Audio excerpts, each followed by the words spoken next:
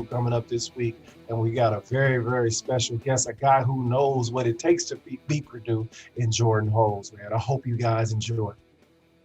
Yeah, AJ, let's talk a little bit about Purdue. You were able to beat him a couple of times in your career. Archie Miller is yet to beat Indiana or beat Purdue in his Indiana career. It would be something to kind of get the monkey off his back. This feels like an opportunity for Indiana. What do you remember? Was there something special when Purdue was the opponent? Was there an extra sort of set of butterflies in your stomach when you took the court against Purdue? There was definitely something extra, man. I remember the first game we played at Purdue. We lost by about 17 or 18, man. It was really, it was just a weird atmosphere because it was so intense, man. It was so loud. It's the loudest place that you play in the Big Ten when it comes to just straight noise, and you can't hear your coaches. And I was just like, man, I got 3 more years of this. That's what I was thinking, like on the floor, like, man, this is crazy. Even though I've been in games like that before. But then we played them. So we were 0-2 my freshman year. We played them at home. I hit a big three to tie it. And then Chad Austin hit a jump shot fading away on the left baseline, and Purdue beat us. And it was a battle. I was worn out afterwards. I was tired. And, it was just the energy. It's definitely something extra. You can feel it in practice during that week. You can, with social media, we didn't have that back then, but I'm sure the retweets and the classic retweets and all that has just been crazy for the players. So it's a lot of added pressure. And, Purdue's always, regardless of record, regardless, going to be a tough game because of the coaching tree that Matt Painter comes from the Gene Katie coaching tree, where we're talking tough man-to-man defense, hybrid motion offense. Everybody's going to touch the ball. You don't know who's going to beat you that night. And that's why it was so difficult playing against Purdue. You didn't know whether it was going to be Chad Austin. You didn't know whether it was going to be Brian Cardinal. You didn't know whether it was going to be Brad Miller. You didn't know whether Jerron Cornell, Mike Robinson. You just didn't know where it was going to come from. And that's what motion offenses do for you when everybody touches the basketball. So I can feel the pressure, with not winning and having, as a coach, not having won against Purdue. And I think Archie's been there 5 years. So is that how long he's been there? He's 0-6. This is year Oh, 4. wow. So Yeah. to be 0-6. They lost the last 2 of the Tom Crean tenure as well, so they've lost 8 straight to Purdue. Wow. I know there's some clips of Bob Knight from the locker room saying he's sick and tired of losing to Purdue. Was there something extra that Bob Knight brought to the table in a pregame locker room speech when Purdue was the opponent? No, he really played it cool in the preparation process. It was the actual losing where you would feel the wrath. But you knew, based on his attention to detail and based on his type of preparation, which games were extremely important. And those games that I can recall were Michigan and they were Purdue. You were not supposed to lose to those two teams, and if you did, you better had lost in a dogfight, or he was going to be extremely upset. So, definitely the assistant coaches were always the ones that were making sure we knew how important that particular game was. So, I think Archie's probably should be under the same thumb of teaching this week when it comes to making sure they know how important this game, not just for his lack of winning against Purdue, but, the team is in a good situation. They've won some games in a row. They're putting themselves back in contention. And this is the most important game of the season right now. Absolutely. A very important game. And on the flip side, like you said, you've beaten them. What's the feeling? We talked about the feeling before the game, the feeling after the game when you win, when you knock off your rival. There's got to be a little bit of an extra oomph to that celebration. I've been on both sides. I've lost to them, and I beat them in their place, beat them at home, and so it's just a feeling of jubilation, man. You don't understand. Actually, my last win in Assembly Hall was against Purdue, and I didn't care what happened. I wasn't going to lose that game. You know what I mean? We ended up winning by 15, but it was senior night. It was extra special. I think they were actually playing for the Big Ten title. Share of the Big Ten title. We was not going to let that happen. We was going to let somebody win that outright, or if we didn't win it, they weren't definitely. We didn't want them to win it. So it's a different. Unfortunately for COVID, it's going to be a different type of celebration for them. But it's a feeling like no other. It's a feeling of you've done your job, and the ghost of Indiana past are pleased. They're happy. When we were there for night celebration last year, they lost to Purdue. It was a Purdue game. So, that's my memory of that team and playing against Purdue. So I'm looking at this as a must-win, Austin. I don't say that very often, but IU must win this game tonight, to not only for themselves, but for the spirit of old IU. It means more coming out of your mouth than it does mine. I've been saying that as well. But if AJ Guyton's saying it's a must win, then folks, you better listen. Nobody, I believe Joey Brunk is the only active Hoosier who has beaten Purdue, and that was when he was on Butler. So wow. none of the other Hoosiers have a win over Purdue. Al Durham, along with Archie Miller, is 0-6. So there's nothing those guys would rather have, I'm sure, on Thursday night than a win over the arch rivals. A guy that not only won, but won convincingly was our podcast guest, Jordan Halls. He won a couple of times at Purdue, beat him by 37 in one of the matchups, and he was a great guest. You guys go on for a long time talking some really good memories in his basketball career. Absolutely, man. Jordan Holes, along with Steve Alford, along with guys like Tom Coverdale.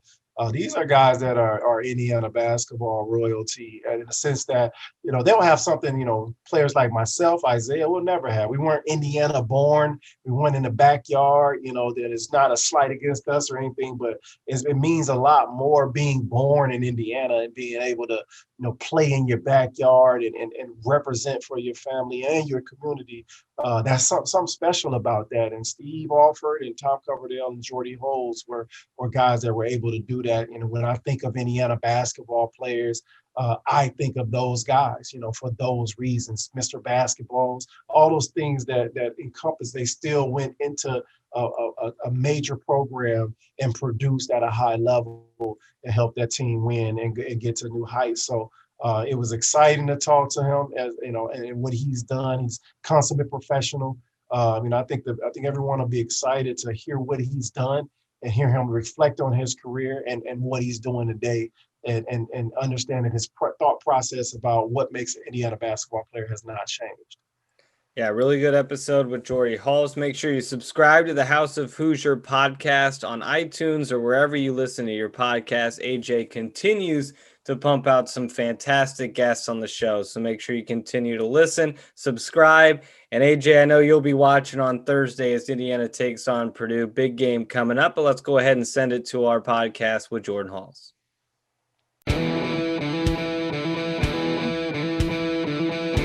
Welcome to the House of Hoosier podcast. As usual, I'm your host, AJ Guyton, former Hoosier alum, and I got a special guest here who needs no introduction. Before we get into that, we lost a Hoosier loved one, a family member yesterday, and a member of the 76 team, reserve on the 76 team, a fixture at IU games, Indianapolis native Wayne Radford.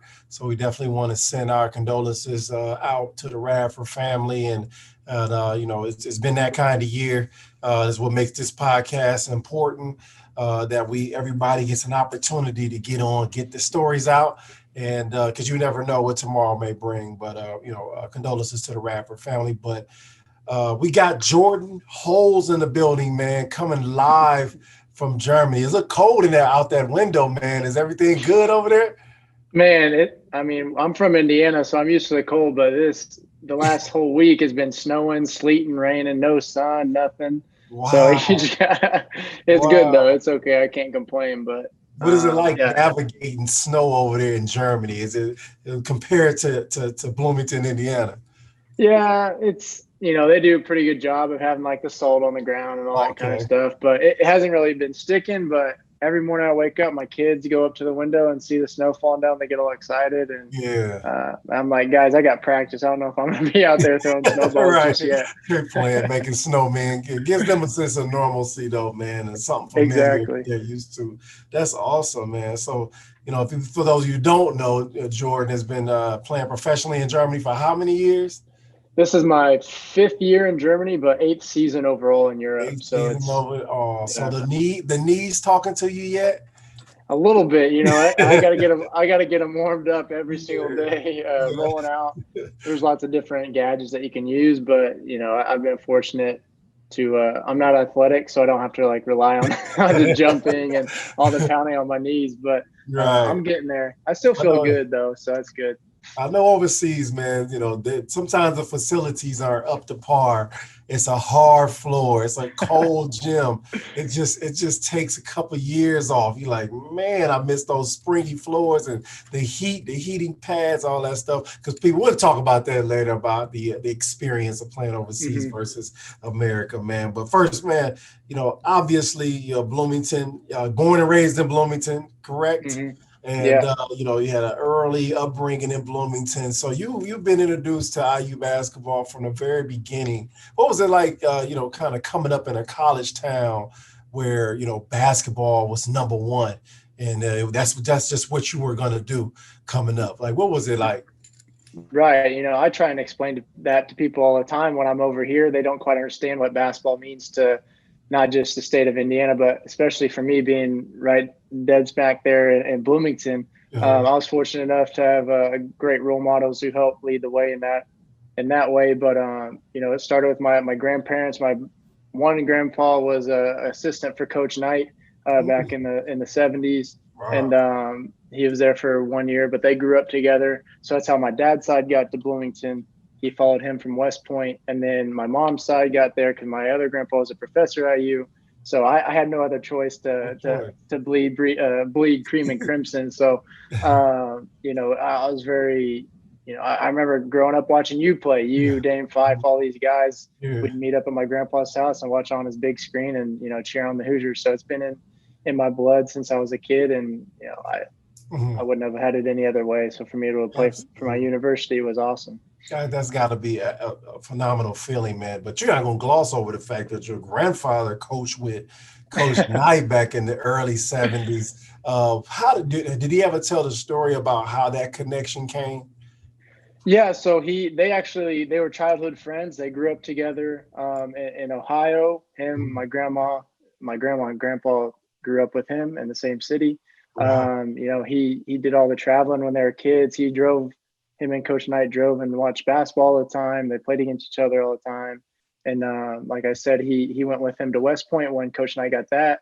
And then he followed Coach Knight to Bloomington, and, the rest is history. But my grandfather, he was only there for a year or two, and then he got a different opportunity to coach another school or whatever. Wow. Some other stuff happened too. But yeah, it's kind of crazy how that all unfolded. And I never got the pleasure of meeting Coach Knight either, which is kind of crazy. But yeah, unfortunately, you never met Coach Knight? Not face to face. I've never shook his hand. Nothing. I've gotten a letter from him. I've written him notes and stuff like that. But unfortunately, hadn't had the pleasure of meeting him face to face. Wow, just this timing, pretty much, man.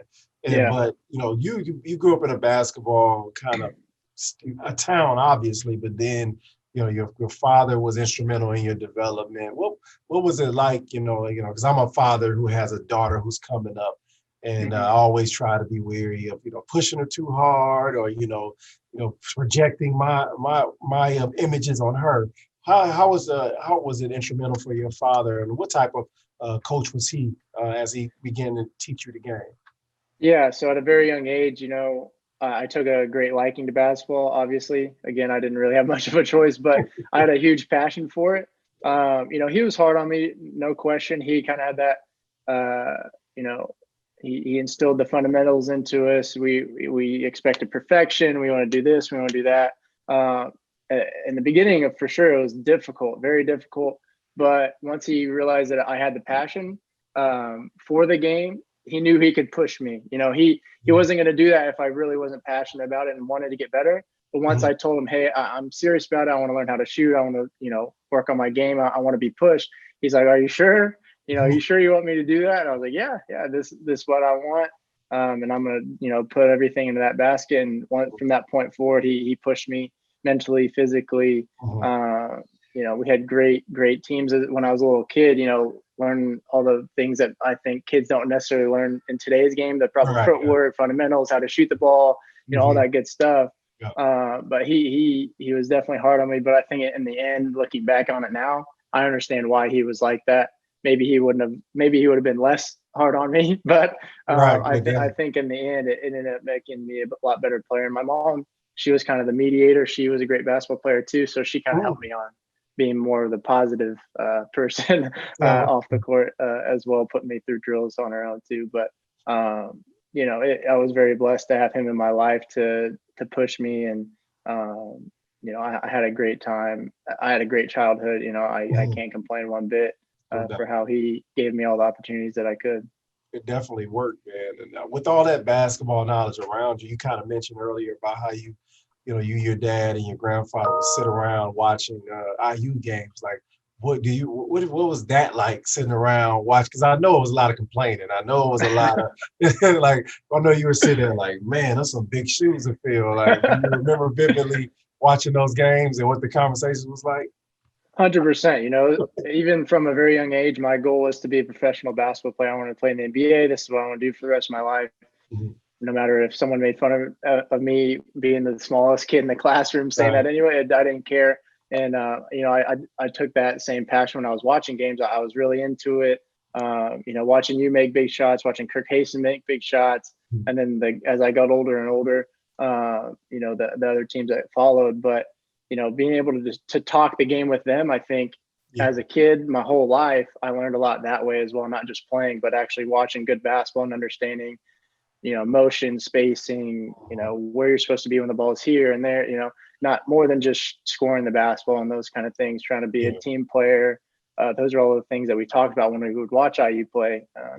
You know, obviously, I think that's helped me become the player I am. And I think I don't need to go out there and score 20 points a game and to impact the game. Right. I can do other things. And I think at a young age, he instilled that in me. And those are the kind of things that we've talked about. That's a heck of an upbringing, but you guys got a heck of an athletic family. You know, if we locked you guys in the gym, who's coming out on top? Your sister, your mom, your dad. Man, like, at the end of the day, who's the best athlete in that family? Oh man, that's tough. I guess I'm gonna say me, of course. Absolutely, still playing, but you know, my dad's 6'5". My younger sister, she's 5'11". She's my height. She was a hoop. Man, yeah. So, but they couldn't guard me. You know, they got to guard me too. So, you know, even my older brother. I have an older brother as well who's big and strong. He's more of a tweener, but you know, it was good for me playing against guys who are. Well, he's 7 years older, but like that, I would always try and play with him and his buddies. They just beat me up all the time, so that made me tougher too. But I'm for sure coming out on top right now. I think I got that. If not, then I shouldn't be having a job over here. I hope the whole family listening, and at the next family reunion or the family gathering, we can put that to rest. Because I see a lot of posting up. I see a lot of complaining, filing. I see a lot of fatigue. So that'll be fun to watch, man. You ought to record. Coming up, man, did you attend a lot of IU games? I would say I went to a couple as a kid. I think more for us, you know, there was 4 kids in my family. We would much rather, we would have, you know, all my cousins and stuff too. They'd come and watch the games at my grandpa's house. So we kind of made it that like a family event at the house, go, you know, make popcorn, eat dinner, go watch the games in the basement. That's kind of what we did. I went to a couple of games, of course, all the Hoosier stereos when they were actually at midnight. You know, we were in there. Yeah, that was really cool experiences, you know, memories that we will always remember as kids. Birthday parties, some kids' birthday parties, you know, hey, let's go to Hoosier Stereo at midnight, you know, stuff like that is maybe a little basketball crazy, but that's how it was for me. Absolutely, man. So I was joking around with Yogi, had him on the pod a couple months ago, and we were talking about Hoosier hysteria. So I got to ask you, since you kind of grew up in that night era, you know, you kind of grew up in that area with your father and your grandfather bearing down on you. Were you there when you saw them performing at Hoosier Hysteria, singing, dancing, and what was going through your mind as a former, if you were there, as a former player? 'Cause I know I was at that one, and I was just like, when Vic was singing, when they was performing. Yeah, I was out there dancing too. I was like, what are you doing? I had a whole routine, but it wasn't like I was like, man, that looks fun. But you know, it goes against the discipline and the serious nature of what IU basketball was. So, but it was hilarious to me. So, but I joke with Yogi about that because that was like, to me, the changing of the guard and things moving forward. For sure. And I'm definitely like, even to this day, I'm trying to get better. And the longer I play, the younger guys, I'm playing with guys who are 20 years old, whatever it is. So I'm learning a lot too. And I got my own kids that I got to try and keep up with. Who knows what they'll be saying by the time they're grown. But that Hoosier State, I'm more old school for sure. But again, we were a tight knit group, and that's what it was a lot of fun. It's cool that we got to share that memory, and hopefully people did enjoy it, but understood that we were still all about the business once we were on the court and stuff like that. That was a cool memory for sure. I could just imagine, working on our routine, Coach Knight walking in the locker. That's exactly what my dad said too. He's like, you guys had to practice that and stuff, right? I was like, yeah. It's like, okay. Hopefully you guys got your shots up before that. Right. Get it done. No, it was awesome, man. No complaints about it, man. So you have, in your development, can you explain to the young Hoosiers what you think are the keys to your development? Because I read somewhere where you say your father didn't let you shoot threes for a while, but and it seems like it was strategically, made to improve you as a basketball player. But the young people out there don't really understand the process. It used to happen naturally for us. We used to naturally go out and play every day. We used to crave the game. We got the chills and the shakes when we didn't get to play that day, that kind of thing. But it's a lot different now. What is your memory about the development of you early in your life? Yeah, when I was young, for sure, like I touched on earlier, when I told my dad that I wanted to get better, he was like, okay, well, it's going to be difficult. And nowadays, not everybody wants to hear that. Like they think maybe it's easy, or, if you want to be successful, you're going to have to put in the work. And that's something that I'm fortunate that I did learn at a young age, especially with my size. I'm not the biggest, was never the strongest, none of that stuff. I knew if I wanted any scholarship of any kind, I was going to have to work my tail off and know I'm not working this guy. So that's kind of what I took that and had that chip on my shoulder. But at a very young age, like you said, my dad didn't let me shoot threes. And I think it helped me build some mental toughness for sure, and some discipline. Of course, every kid wants to go out there and chuck up some three balls when you go out there, but I couldn't do it. I wasn't strong enough. I couldn't shoot a 3-point shot at that age with good form. And my dad's like, well, we're wasting our time if you're just going to go out there and shoot bad reps. Like, what's the point in that? So I was a pass first guy, and then if I had an open shot, I'd do that. But I was very adamant about that. And once I got to 7th grade, I could shoot with good form. I did all those kind of things. And I think that's, let's just talk about shooting, for instance. I think everybody wants to be a great shooter. Who doesn't want to be a great shooter, right? But in order to do that, you have to put in the work, and not all the time is shooting an actual fun workout. Form shots aren't fun. Working on one dribble pull-ups over and over and over, all these thousands of reps, perfect reps. This is where kids get lost. I train kids in the summer, and I'm like, look, hey, I'm not going to teach you James Harden step backs. I'm not going to do that. You got to be able to shoot a regular jump shot first. So if I had to tell the younger population right now, or whoever wants to be hoopers, like, you got to master the fundamentals. You got to get the footwork, go left, go right, shoot left, shoot right, layups, all this kind of stuff. And then you can build off of that, and I think that's something that my dad instilled in me at a very young age. And again, if I had good footwork and I could do all that kind of stuff, I was going to put myself in a very good position to make not only plays for myself, but my teammates as well. Passing the ball with both hands, that kind of stuff. So I think that's the biggest thing that's missing in today's youth is the fundamentals and actually going out there and putting in the work. Like you said, you wanted to play ball every day, right? Every day. I was the same way. So I think, it's a different time, different distractions, of course, that are going on in our world, and access to technology that we didn't have. That stuff all plays a part, but now it's even more crucial that the kids get that. Absolutely. No, I agree with that 100%. I've trained as well. I trained some kids as well, and my training is boring to them because it's basic. It's like, I'm trying to help you find your niche on the floor. I'm not trying to teach you to be Damian Lillard or Kyrie Irving. So most people just can't do that. That's one in 10 million. But what I can do is teach you how to shot fake and make one dribble pull up, or just crisp chest pass, post feeding, all the basic stuff that'll keep you on the floor, because a good coach is gonna want a player like that on the floor. So I love that point, man. And I think, like you talked about, it's different times and everything, but so a lot of that is missing. A lot of, a lot of kids are watching the videos that they see on social media and feel that that's what they have to do. And in reality is going to get you cut. That's what's going to happen. You're like, you're not going to make it. Because your coach is going to be like, man, what are you doing? Like, Coach Hall taught me this. It's like, no, I didn't. No, I didn't. So, yeah, man, great points, man. So, but you had a phenomenal high school career, man. 3-year varsity, Letterman, 26-0, Gatorade, everything, all Player of the Year awards, you won them.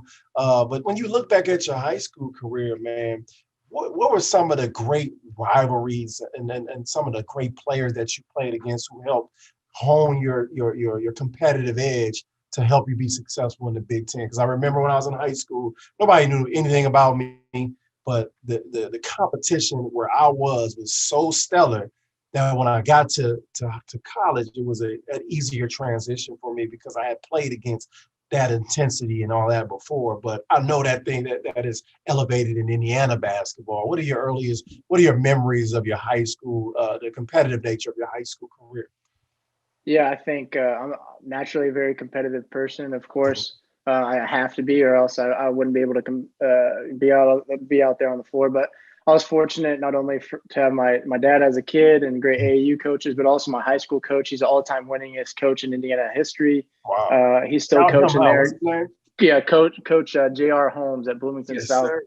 He's old school. He's strict. He knows exactly what he wants his guys to do, and I was happy that I got to play for him. Mm-hmm.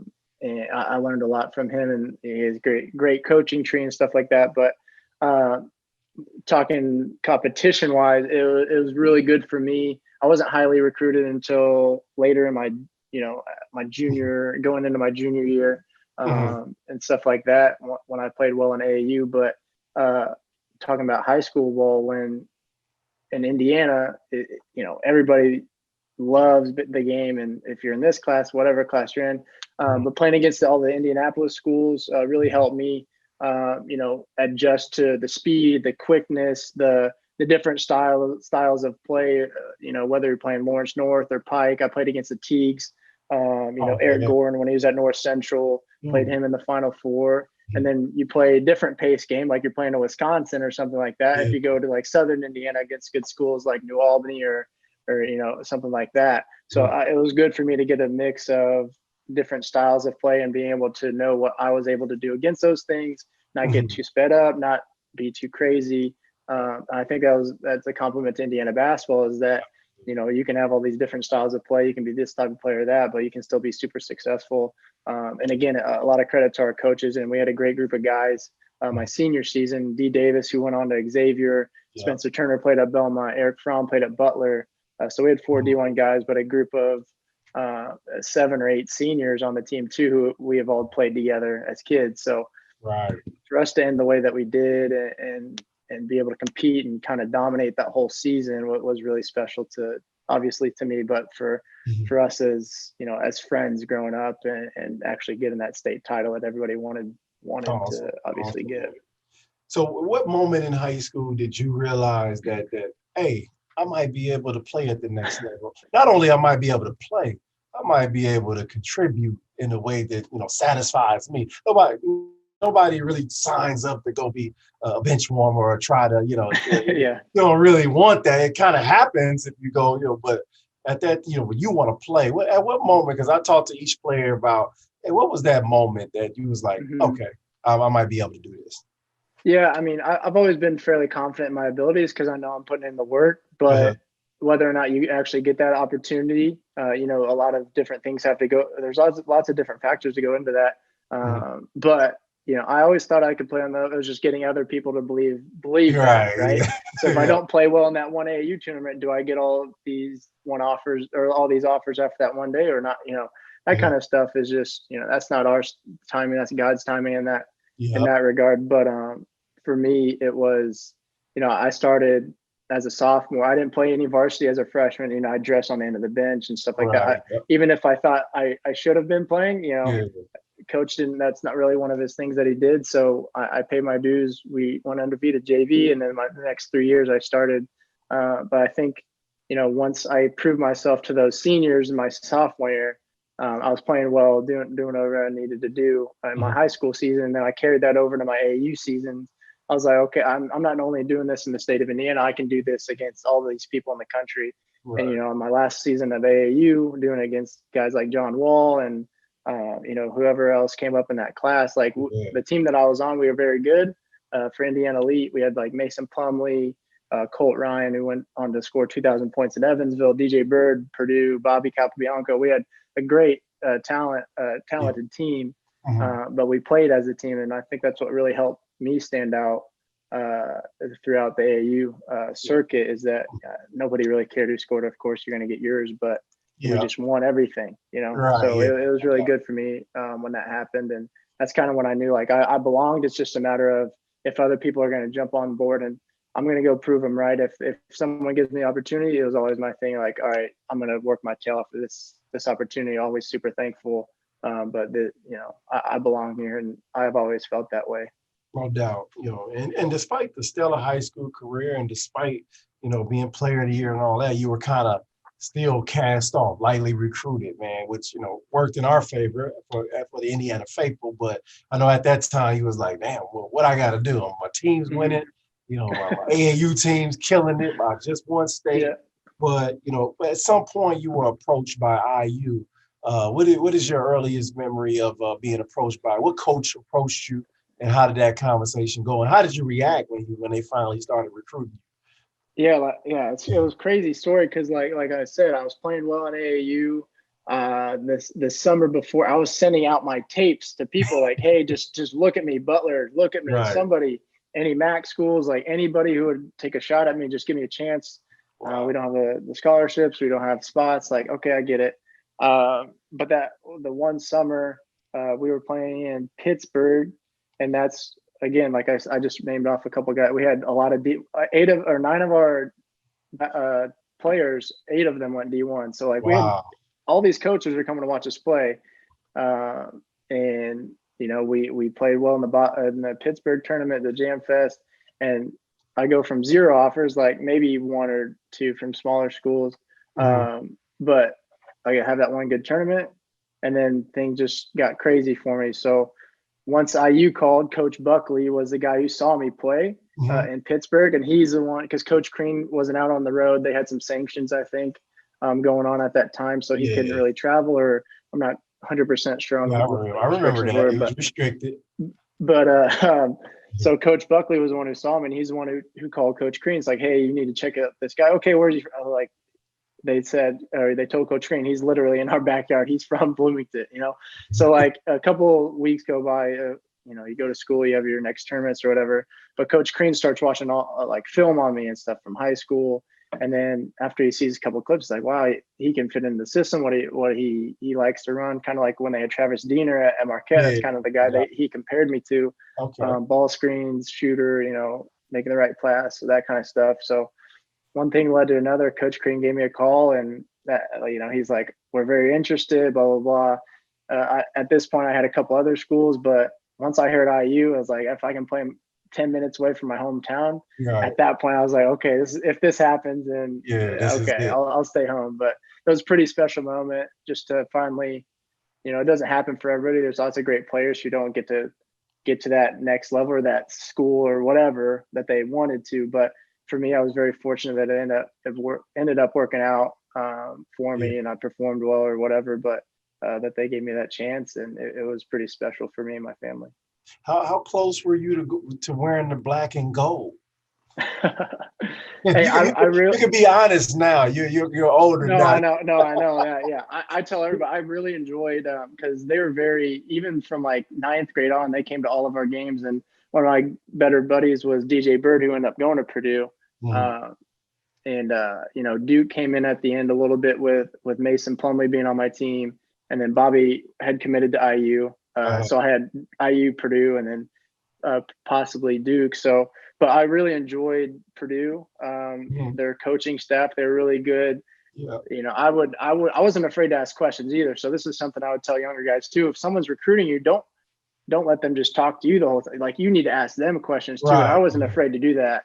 Me and my Mhm. dad would have things written out like, hey, what would they expect out of you? But what would they, you know, what do they think that you should be improving on now? Mhm. And that coaching staff did a great job because they had seen me a lot longer than the IU coaching staff had. So they had helped me out in that regard.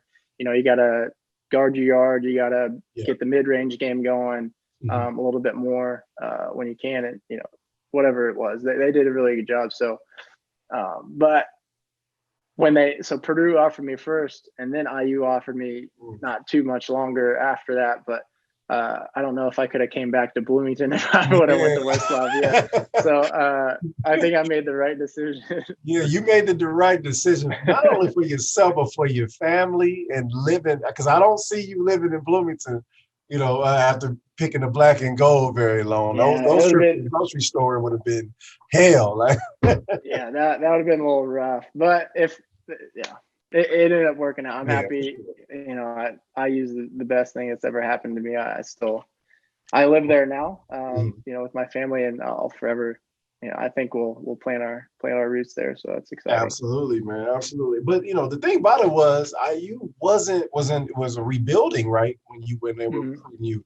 How much did that factor into your decision? Like, okay, if I go here, I might play, but we look like we might lose every game. And how much did that factor into your decision to go to IU?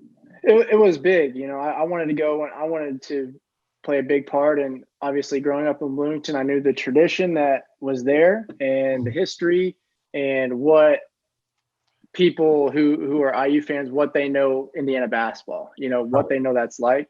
And I wanted to be part of something that could help bring that back because we were rebuilding. I knew there was a chance that we wouldn't be that good. Now, I don't think I was prepared for the first season that we had. I grew up a winner. Like, that's what I want to win at all costs. That's what I want to do. And when we weren't winning, I was like, what are we doing, man? Like, it was really tough for me and for all of us, you know, mentally. But I think in the long run, it ended up making us better. But I wanted to go and be part of something special. And I knew the guys that were coming in, if we all bought into what Coach Crean was preaching and you know, we got the pieces that we needed and we all meshed well, then we could get it done. And, you know, like I said, it was difficult the first 2 years, but the last 2 years made it all worth it. And I think we'll be forever remembered for doing that. Absolutely, man. And it worked out. Definitely. We reached the midpoint, man. I like to do what I call a Hoosier 10. And it's 10 questions that, you know, Hoosier fans would like to know about Jordan Hose, man. So the first question would be, what apartment did you stay in on campus? Apartment. I stayed at Smallwood 1 year, and then I stayed at Station 11 for 2 years. And then I was at McNutt. My freshman year, I was at McNutt. McNutt, stand up. Yeah. Favorite when you go back from the long hiatus from the States and you come back to Bloomington, what restaurant do you go to first? Oh man, it's either Chick-fil-A, Buffalo's, or Village Deli. Wow. Okay. Yeah. Thinking back to your career, what was your most memorable game? My most memorable game. I think when we won at NC State. Nice. On the road my junior year. People really didn't think we were for real. Right. And that we got a big time road win at NC State. I think that I played a good game, but more importantly, the win to kind of like let people know like we were for real at that point. So I think that was really, really great game for us. Yeah, I remember that. The program was back. Toughest place to play in the Big Ten. Toughest place to play in the Big Ten. You know, obviously Mackey gets pretty rowdy just because of the rivalry, but I think Michigan State was pretty difficult. Yeah. Because the students are all like in that little bowl, right? Yeah. Around the court. I think they had a really nice student set. I like their court too, so it was nice to play there. But I think it was pretty intense there. Absolutely. Did you win at Purdue? Yes, we won. Yeah. I think twice at Purdue, maybe. 2 times. I ain't heard that one yet. That'd be maybe we one. Fact checking on that, Austin. Yeah, we like for sure won by like 30. But I don't know about the other one. I thought I was watching that game. I remember that game. Most memorable Tom Crean moment. Most memorable Tom Crean moment. Oh, You can tell by the laugh. There's a few of those. yeah. Oh yeah, there's lots of different moments. I think I think we were playing Illinois, and maybe it was halftime, and we weren't playing so great. And it was one of my first 2 years. I think it was my sophomore year because we ended up winning the game. But he came in at halftime, and he was like curled up in a ball in a fetal position, like saying like we were being babies and stuff. Like he was kind of like making fun of us or whatever. And I'm putting it nicely, of course. But, right, yeah. I think that was he something was that curled up in the locker room in a fetal position. He's like he gave us like a little speech, and then he went into the corner like in a fetal position, like this is what you guys are, doing, whatever. And I was like, oh my gosh, we better go out and win this game. I don't want to see what the practice is going to be like the next day. But I don't think people understand. Like coaches get outside of their bodies. It's just not Bob Knight or Gene Kate. Every coach gets outside their body, man, and does something that they, and then 20 years later, that they're gonna be like, man, I can't believe I did that, man. So I know, and maybe as a coach, I'd do that too. If I was so upset, I don't know. Yeah, so you'll do it one day. It's something that he did that I'll never forget for sure. Wow. Who's your favorite IU player of all time? Favorite IU player of all time. Not gonna lie, AJ. I think growing up, it was gonna be you. I watched a lot of you, and then I loved Dane Fife. I just loved how hard he played and just his mentality. And but you scored the ball a little bit more, so I think I liked you a lot. I appreciate that, man. It's a long laundry list of those guys, man. Anytime my name can be in the top 30, I'm happy. There's no wrong answers there. Absolutely, yeah. Which IU players, past or present, are worthy to shoot in a 3-point contest against you? 5 of them. Well, you 5. And 4 other. 4. Give me 4 other ones. 4? Okay. Yeah. I'm going with you, Steve Alford, Matt Roth. I'll go Matt Roth. And let's go with that's tough. Let's go Todd Leary. Todd Leary, man. That'll be a heck of a 3-point shooting contest. Yeah. Shout out to Matt Roth, my other Central Illinois to Indiana brother, man. One of the greatest shooters ever to wear the caddy stripes, man. Mm-hmm. I think I was at a game when he set the record. I think he made like 9 threes. Yeah. Something like that. That dude, slower than anything, but he could get that shot off whenever he wanted. It's crazy. Typical Indiana basketball. Slow. And if you look, I saw someone talking to Keith Smart the other day, and he was like, man, look at, he came into the 1987 season thinking like, man, who is this little dude? Talking about Steve Alford. Like everybody talking. And then by the end of the practice, dude had like 40 points. His hair didn't move. Like it was just like it was mythical, man. So that's awesome. Typical Indiana basketball play. It just doesn't look like much, but at the end of the day, it's 23.7 assists and a W. So exactly. That's Matt Roth, man. And Jared, what past or present player defines IU basketball? When you think of IU basketball and that picture in your mind pops up, what player pops up in your mind? That's a great question. Hopefully one day, when I chose to come to IU, I hope kids who are watching would think that about me. That was always my goal. Definitely. I try to, and for me as a kid growing up, if I ever watched like a Dane Fife, I think that's the kind of guy just really hard nosed. Mm-hmm. Didn't care if he scored 20 or whatever. He just wanted to win. I think Tom covered it. This is more when I was a little bit older to understand things like this too. Tom Coverdale was just a bulldog kind of guy. He got stuff done. That whole team obviously was pretty special going as far as they did. But I think Dane Fife would be the guy, just hard nosed, going to do whatever he needs to do. Absolutely, man. And it's funny because I asked Jared Jeffries that question. He did say you. So shout out your boy Jared Jeffries. That's awesome. Text him, let him know. Man, Jared's been he's been great to me, man. I've always enjoyed. I've known him for a long time since I was a kid, so he's that's awesome to hear that. Thanks for letting me know Absolutely, that. no doubt, man. And also, what did you put in your hair before IU games? Nothing. You know Because what's crazy? I didn't put nothing in my hair before IU games. I didn't have any style whatsoever. I look back at pictures, just like, of course, times have changed, but I just grew my hair out as long as I could, right, and try to be like Pistol Pete.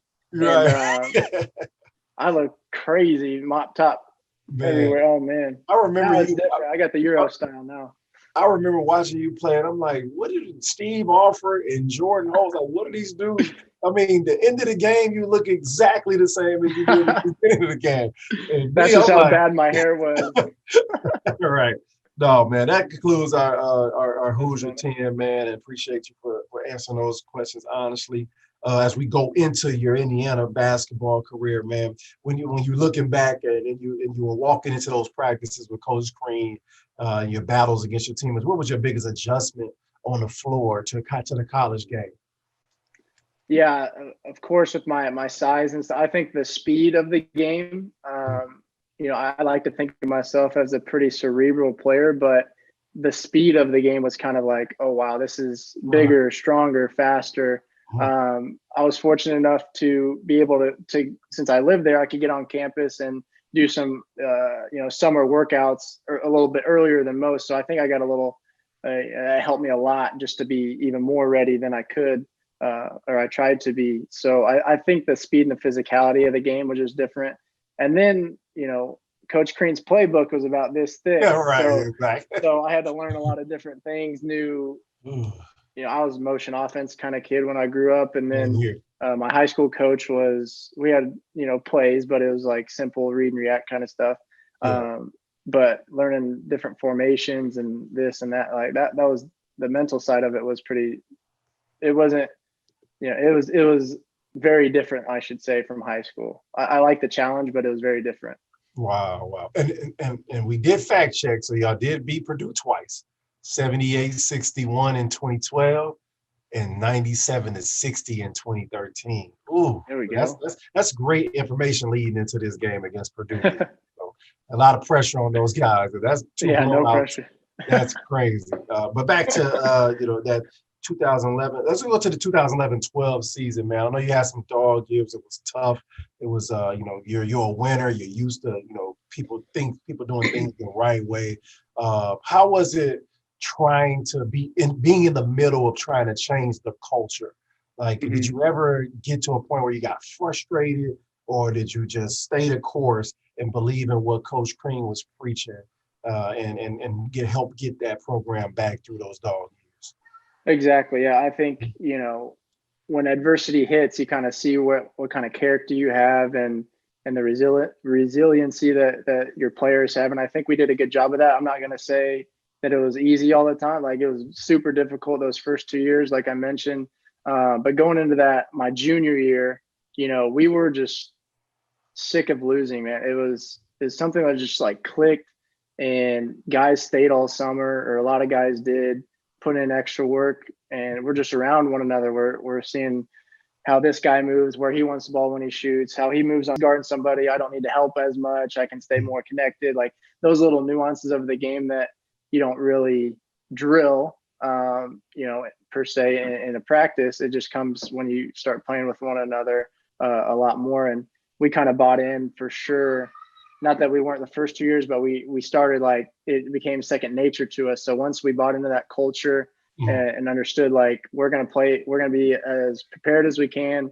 We're going to do what we do best. We're going to spread the floor, let our guys get to their spots, Christian on the elbow, let Vic attack downhill, get Cody the ball on the block and let him make plays. Whatever it was, coach put us in good positions to do that. And, but it was us players who got in the gym and, understood that, like, if we truly want to turn this around, we can't wait. There's no more waiting. We need to do it now. And we had guys who did that, and, one by one, I think leading, to be one of the leaders, of course, is something I took a lot of pride in, but I think it was just more, wasn't just me. It wasn't just this guy. was a whole group effort. And I think that's really where the culture started to actually show itself. And, we get that big win at NC State, and we go undefeated for a long time. I think before we lose to Michigan State on the road or something that year, as our first loss. But that's when we knew we started seeing, reaping the benefits of all our hard work. And that's kind of where it all took off for us. Yeah, and obviously Tom Crean was the leader and the catalyst in bringing all that together. What was it like playing for Tom Crean? Yeah, he's very meticulous. He's very demanding mentally, physically. I don't think I'll ever play for a coach who's as difficult. I haven't. I feel like I'm prepared for everything, and that's a credit to him. That's not bashing him. I'm just saying, like, it was difficult. There were days where, like, holy, like, what are we doing? Like, this is crazy. But we were prepared for every situation. We had maybe too much stuff, but we were prepared, man, and we worked our tails off, and we knew we were going to be in good shape, and we had a great group of guys too. So we had guys who sacrificed, okay, maybe Cody could have shot 20 times a game, or Vic could have shot 20 times, whatever, but everybody just sacrificed because we wanted to win. I didn't care if I shot 10 threes or, whatever. As long as we win ball games, it's going to help everybody out in the long run. So Coach Crean and his staff did a great job of preparing us that way, and just getting our minds, like, every day we took it as, we got to get better today. How are we going to get better? That doesn't necessarily mean you have to be on the court for 3 hours, but film. We had a lot of guys just start learning how to read film and understand the game different ways and different angles and different positions and stuff like that. And I think that's kind of where you just saw us keep progressing. Absolutely. And you talk about that progression, man. You ended up going on a Sweet 16 run. Was it 2 years in a row that you guys went Sweet 16? Got beat by Kentucky. What do you remember about that Kentucky game, other than you were playing against like 3 or 4 draft picks? It was like Anthony Davis. They had Teague. They had Darius Miller. I think 6 guys ended up going in the draft. But I think, obviously I'm biased. We beat them earlier that year, obviously, but then I think we played them the best out of any team. Like, that was the best game of the tournament for them. Was against us, and it was a close game throughout the whole way. We had a great scout on them. We knew what they wanted to do, but when Michael K. Gilchrist starts hitting jump shots and they missed like 2 free throws, I think, the whole game or something crazy. I thought we played a great game. Of course, you want to win and beat Kentucky at all costs. Nobody likes losing to Kentucky, but I think we had nothing to hang our heads on. We were very proud of the season that we had, and I think people weren't ready for us to be good that year. They thought it was going to be my senior year, like maybe one more year. But I think, that's just a testament to the coaching staff and the players who bought in and wanted it to be time now. We were sick of waiting. We're sick of losing. So for us to get to that point, to the Sweet 16, we were very proud of that. I mean, I'm sure you carry that into the next season, because the next season you guys broke out. It ended up being Big Ten champions. What was when you're looking back at that Big Ten championship team back in 12-13, what was the identity of that team? Yeah, so I think, like you said, we carried that over from the year before, and guys stayed hungry. We didn't get complacent. We got to the Sweet 16, and then going to that next year, we were preseason number 1, I believe, and then number 1 for a lot of the year, and then getting the number 1 overall seed, and then, all this kind of thing. But throughout the whole season, we just stayed the course. We didn't look ahead. We just, the next game up, that's our next mission. And, guys continually got better throughout the season as well. We didn't get stagnant.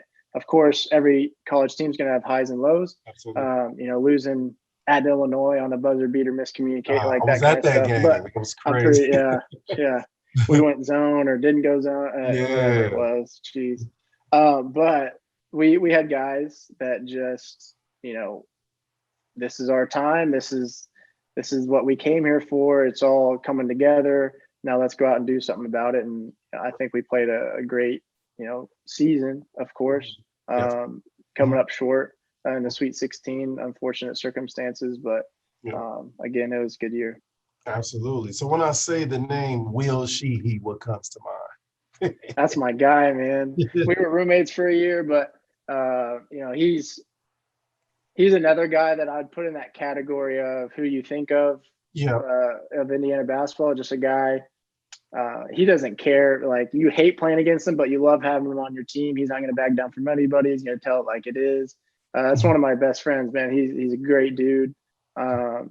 He's straight up, so you better be ready for that. Ready. But yeah, he's if I'm going strictly like best athlete, he's the best athlete I've ever played with. Like, wow, physically, jumping, stamina, like everything.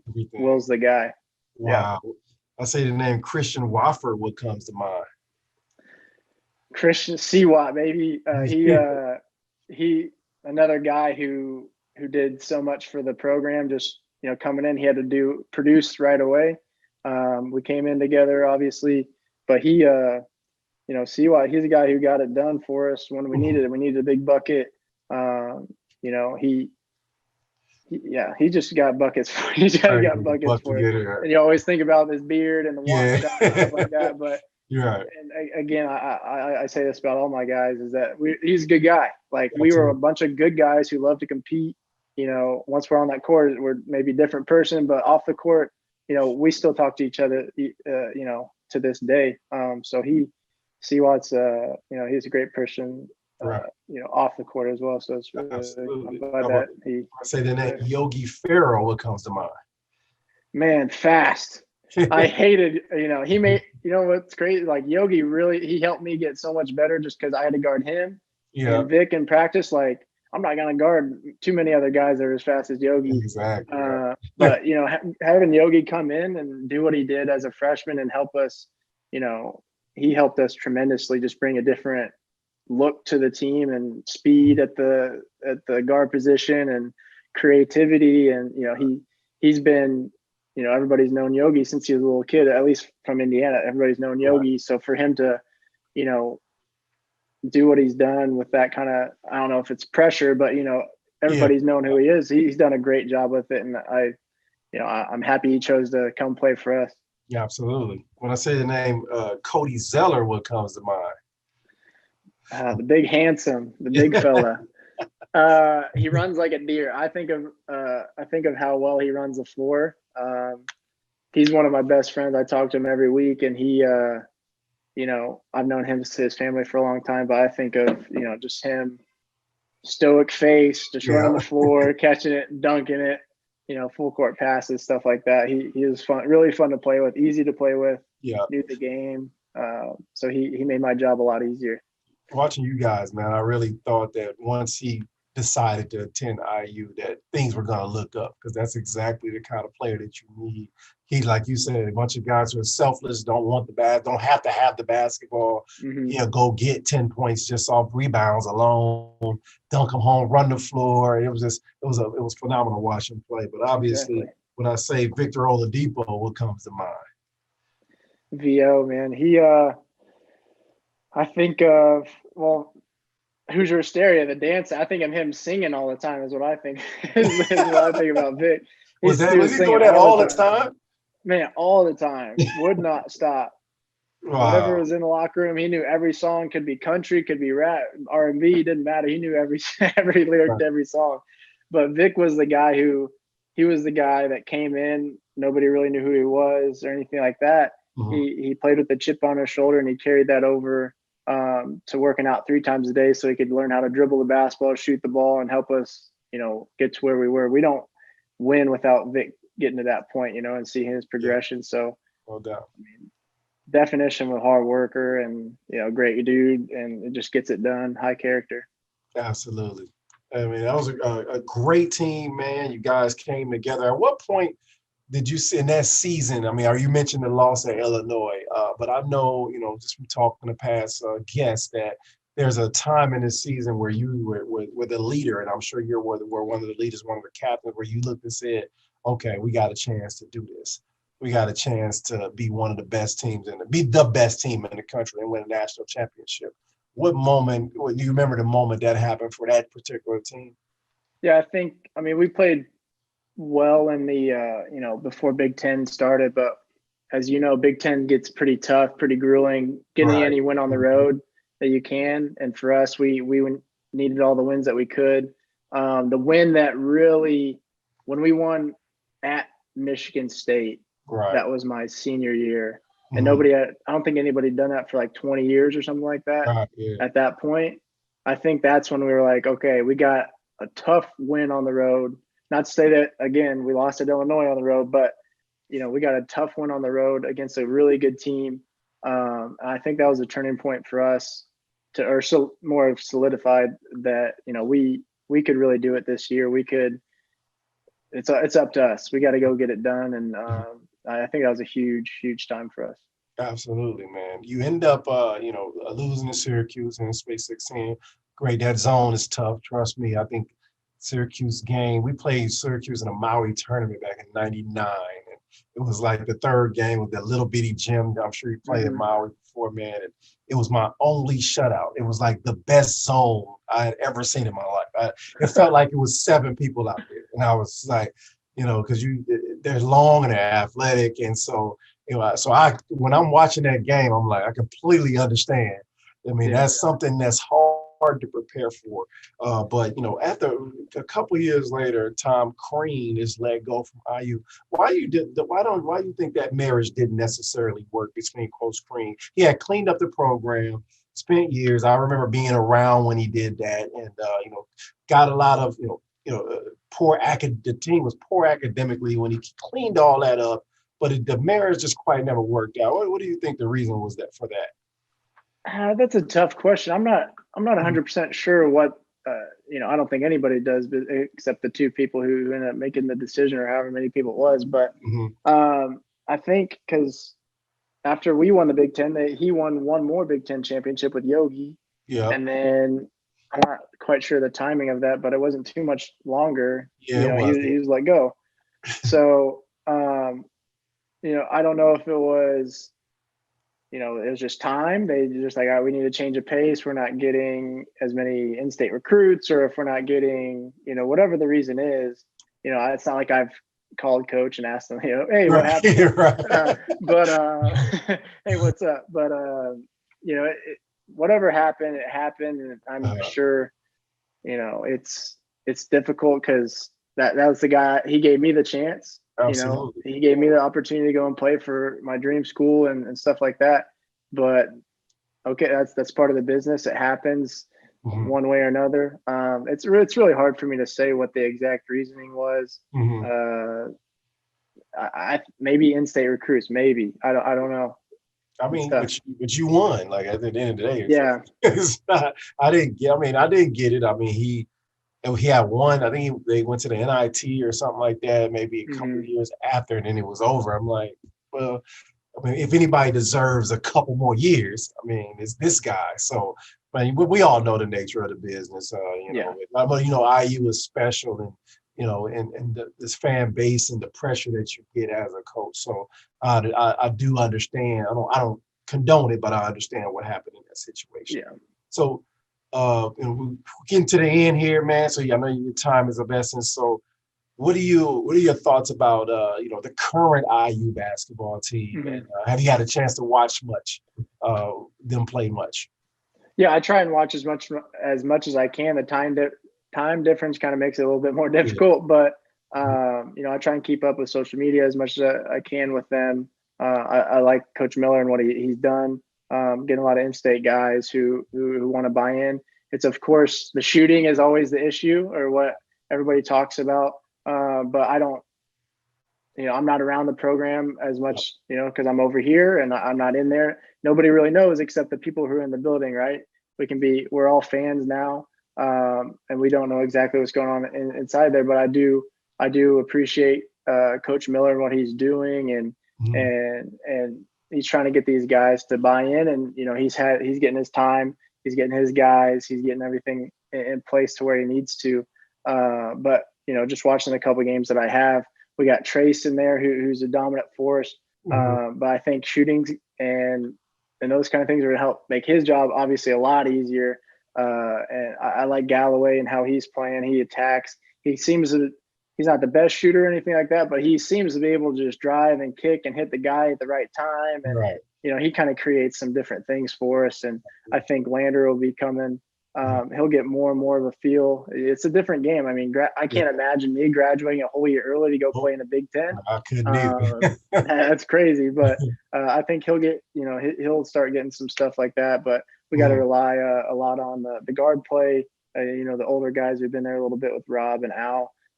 When they're aggressive, I think we're more aggressive. And Coach Miller's pack line, I think we should use that to our advantage. If we're not going to run an offense where we're getting, tons of threes and it's like motion, boom, boom, boom, drive, kick, shot. I think we need to create offense with our defense. And I think, when we get out and run, we look really good and that's going to make everybody's job a lot easier and everybody gets more confidence. You're going to get that shot. And then lastly, I think Armond Franklin's kind of been the nice surprise for everybody this year. It's been really cool to see him and his development and seeing somebody step up when someone needed to. It has been really cool to see. Absolutely. And what your careers, I won't say parallel, but they're kind of similar with Anthony Leal being Mr. Basketball, and a guy that can really shoot the basketball, state of Indiana product. Struggled a little bit out the gate. I don't say he struggled, just didn't get a lot of opportunity. What would be your advice to him, being that you were once in his shoes, an Indiana kid, that Mr. Basketball that could really play, but he's starting to play a little bit more and find his way. So what would be your advice to him? Yeah, I'd say just, do what you do best. Don't try and do anything that you're not out there supposed to be doing or, what you can't do. You're out there to shoot the basketball. You need to be ready, catch and shoot, get your hands and feet ready before the ball gets to you. And that's what you're going to be in there to do. And then just work your tail off on defense and just stay the course. You're a freshman. It's a long season. You're learning.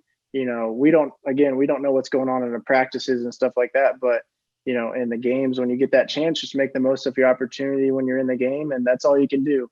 You can't control everything. So when I've talked to him, on and off throughout this season already, I just try and say, stay the course. I try and be positive with them, and I like the group of guys that we got. I think we can do some things.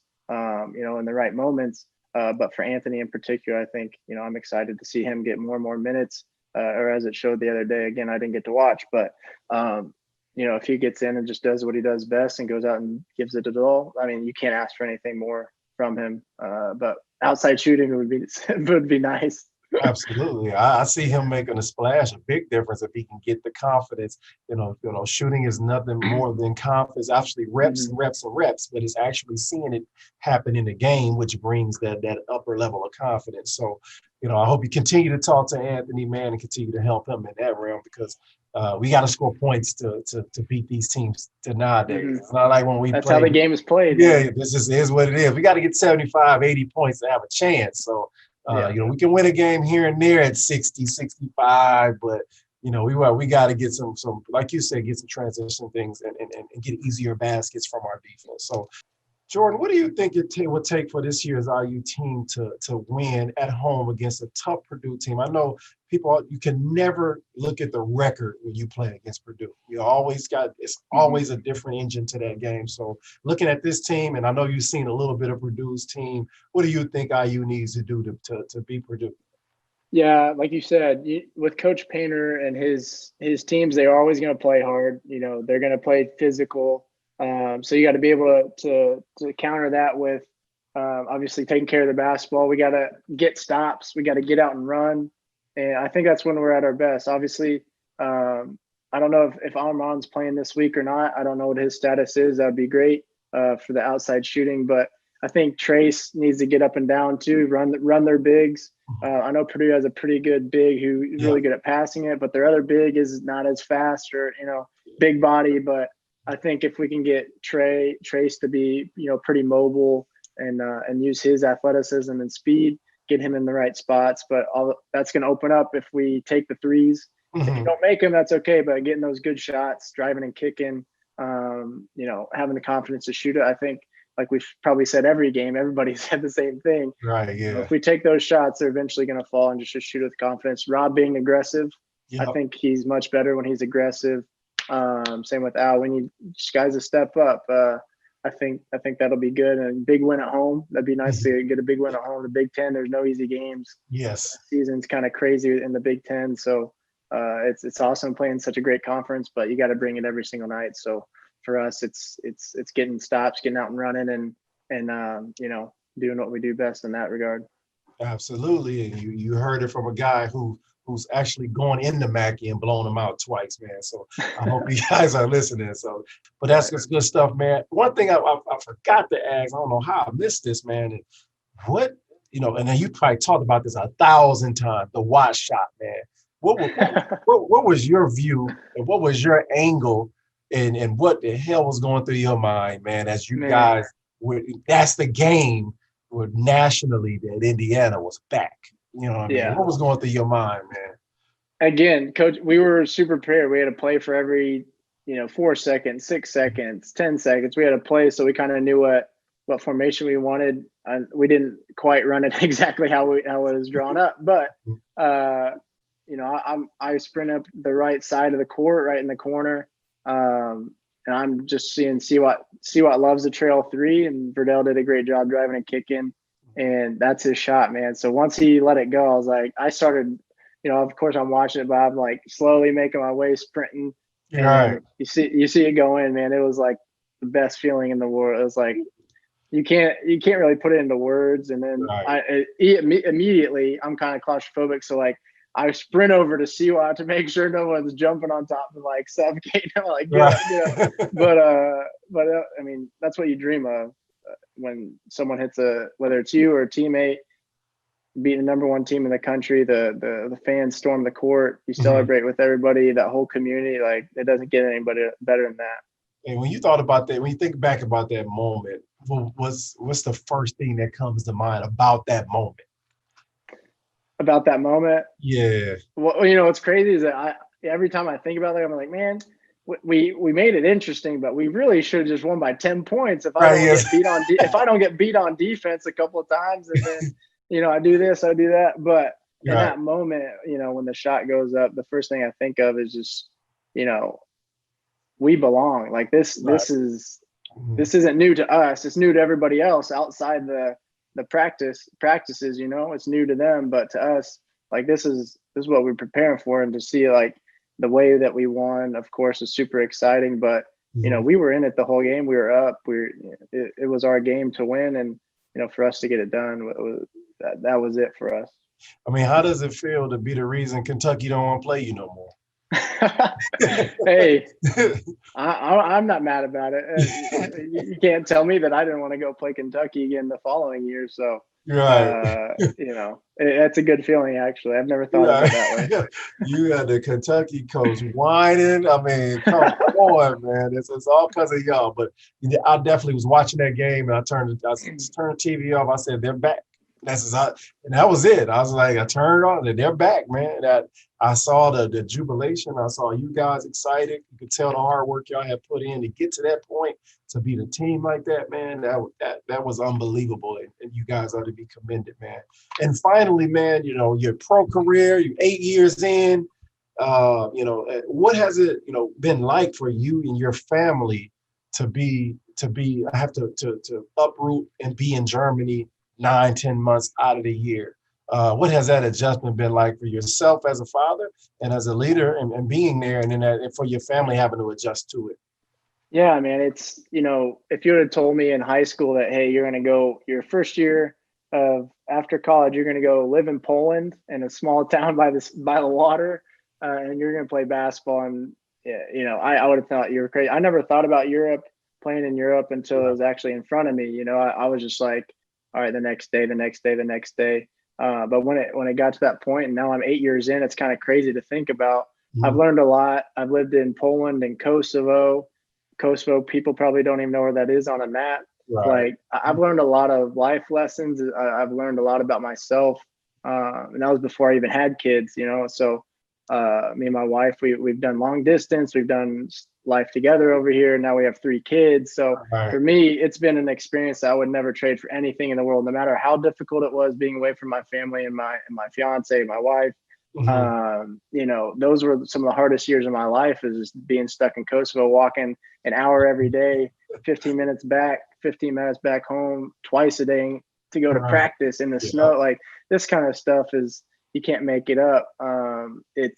it's been really good and helps me appreciate life and what I have back home and being thankful. And as I've gotten older, especially with kids, just trying to be as positive as I can, of course, with structure and, some discipline, but it's helped me realize like we only get this life once. We got to make the most of it. And for me and my kids, it's really cool because my second son was born in Germany. My other two kids were born in the States, but for them to just live in a different culture, learn a new language, it's been life experiences that they'll be able to tell forever. If they can pick up this language, at this age, perfect, and try and keep it going. And we love the life over here. It's different, of course, but again, I can only play basketball for so long, so that's kind of how we look at it. I'll do it as long as my knees stay good and I can still make some threes and make plays and play at a high level. I'm going to continue doing it, but I'm super thankful for the opportunities. It's been really cool. It's not always easy for sure, but at the end of the day, I think it's made us, as a family, a lot stronger. Me and my wife a lot stronger because it's just us. It's just us. So we got to figure it out, and it's helped me grow up. I'm only 30, but it's helped me grow up a lot, and I appreciate and love what we get to do every day. I get to see my kids after practice. Like there's nothing better than that. Even if you lose the game, like I just come home and it's like it's just basketball. I love it. It's my thing, but this is why I do it. So for me to provide for my family and live comfortably has been good. It's all in perspective, man. I played over there for 7-8 years overseas, and I think I cringe when people think it's so easy. It's not that easy to be able to have to go to another country, and it takes a while to get used to their style of their way of living and their customs, their food, and to learn to how to communicate. And and I commend you, man, especially when you have 3 children. But they will benefit. My daughter speaks fluent Italian and Portuguese because of my overseas experience. You know what I mean? So it just broadens her horizons and makes her different. And then I can see it as opposed to other kids, man. So, and I always say, man, I wish all NBA players would have to spend a year overseas. Hey, it's different, man. So happy to come home and do it and enjoy the luxuries of the NBA. Which, like you talked about, the 2-a-day practices, and you got to wear the team outfit to go to dinner, like you know what I mean. Like I remember them, like man, because I came from the NBA to overseas, so I'm like, man, what is this? I had to adjust. 15-hour bus rides, 15-hour bus rides, cramped in coach. You know what I'm saying? Trying to fly somewhere. So man, I commend you for your adjustment. So how's that German though? I'm trying to learn, it's my 5th year, so I can understand quite a bit. I can read it, but speaking it is a lot different because my head's still like the way that the sentences are structured is a little backwards, but I'm trying, man. And my son, he did understand it last year, but he's been out of practice for a little bit. So I'm trying to get him back into school over here if they open up. But it's my German's okay. Awesome. And finally, man, what do you have going on at home when you get home in the summer? You do a lot of work in the community. You have a AAU program or travel team program, I'm assuming. So tell people how they can be a part or support or what you got going on when you get back to Bloomington in the summers. Yeah, in the summer times, with COVID, it kind of taking a positive out of the negative. I got to open up my JH1 training. So I do a lot of training. I had done it in previous summers, just here and there, a couple kids, but I was home for a lot longer than usual. Yeah. And so I do individual lessons, one-on-one lessons, and I do group trainings. I'll go and travel to different, high schools and stuff and do little mini clinics, ranging from shooting, ball handling, or I can just put you through a whole workout of all the different skill sets. But more often than not, people want me to work on ball handling and shooting. So I'm very fortunate to have a great community in Bloomington that sees the need for proper training and sees the need of learning the fundamentals, kind of like what we touched on earlier. Whether it's my training or my JH1 Skills Academy camp or my AU teams, JH1 Elite, we all focus on and emphasize the fundamentals and playing the game the right way. Mm-hmm. So we build on that, and then after that, then you just keep progressing, and then you'll see the results. But the foundation has always been to dream big and work hard, and that's kind of what we're all about. And I think I can relate to kids in that way because I'm not 6'8", Yeah, yeah, 250, just the biggest athlete in the world. So I think, they see me like, this guy gets paid to play basketball. yeah. Like nobody really believes me if I ever say that. And some Right. kids, like their parents know who I am, but then they bring their kids and the kids are like, who is this guy? Right. So then I just, all right, we'll have a shooting competition and we'll see what you say after that. But it's again, super, super excited to have that going on when I get back in Bloomington. So if you ever want to reach out, you can hit me up at jh1skillsacademy@gmail.com or on Instagram, Jordan Halls 1, or Twitter, Jordan Halls 1. Yeah. So I'm always available on those platforms to help you in any way, shape, or form, whether you want to work with me or you just want advice. I'm here to help Absolutely. kids get better, man. Just grow the game the right way. And, I'm not looking for, anything else other than that, man. I mean, you think they don't recognize you now? Wait till you get the pot belly and the beard, man. It's really gonna be like, man, who is this dude, man? No way, man. No, YouTube is a great resource for us, though. We can still go to YouTube and find that. Hey, I'm gonna start all my training sessions with a highlight video. Hey, there you go. I ain't always be this chubby, man. I used to all get you up gotta a show little is bit. your Bulls. All you gotta show your Bulls jersey. You're good. Right. That's it. Yeah, that's the first picture they see. So, but no, man. It was and you guys called all that. The one thing you said was proper training.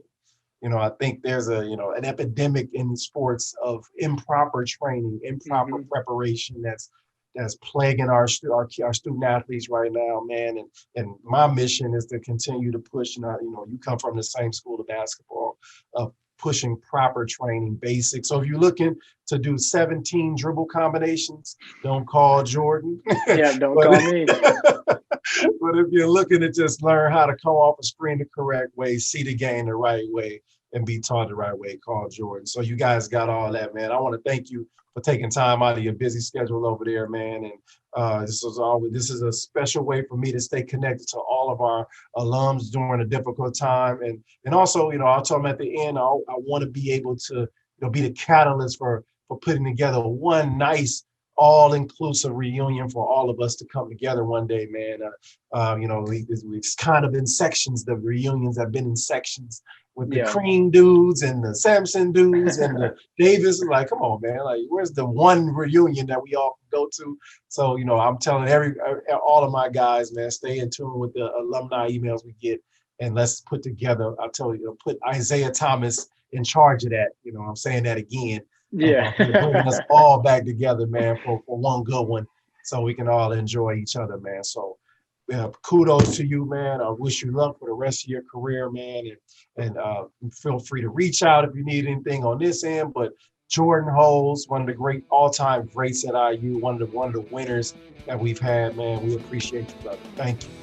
Thank you so much for having me. It's been a blast.